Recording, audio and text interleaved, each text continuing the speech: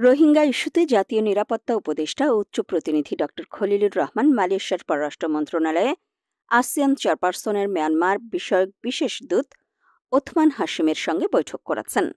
১৩ August পুত্রজায়ায় অনুষ্ঠিত এ বৈঠকে বিশেষ দূত হাশিম রোহিঙ্গা জনগোষ্ঠীর প্রতি অব্যাহত সহানুভূতি ও উদারতা প্রদর্শনের জন্য বাংলাদেশের প্রতি গভীর কৃতজ্ঞতা প্রকাশ করেন।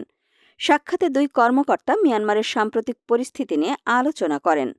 রাখাইন রাজ্যের মানবিক পরিস্থিতির অবনতি এবং বাংলাদেশে আশ্রয় নেওয়া রোহিঙ্গাদের জন্য আন্তর্জাতিক আর্থিক সহায়তা হ্রাসের বিষয়েও তারা গুরুতর উদ্বেগ প্রকাশ করেন। উভয় পক্ষ রোহিঙ্গা সংকটের দ্রুত ও টেকসই সমাধানের জন্য ঘনিষ্ঠভাবে কাজ করার ব্যাপারে একমত হন। ড খলিলুর রহমান বিশেষ দূতকে আগামী ২৫ আগস্ট কক্সবাজারে রোহিঙ্গা ইস্যুতে অনুষ্ঠিতব্য স্টেক হোল্ডারদের সংলাপ সম্পর্কে অবহিত করেন।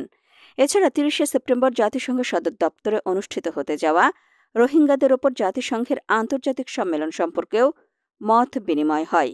তারা আস্থা প্রকাশ করেন এ সম্মেলন সংকট সমাধান ও বাংলাদেশে রোহিঙ্গাদের জন্য পর্যাপ্ত সহায়তা নিশ্চিত করতে একটি সুনির্দিষ্ট কর্মপরিকল্পনা তৈরি করবে।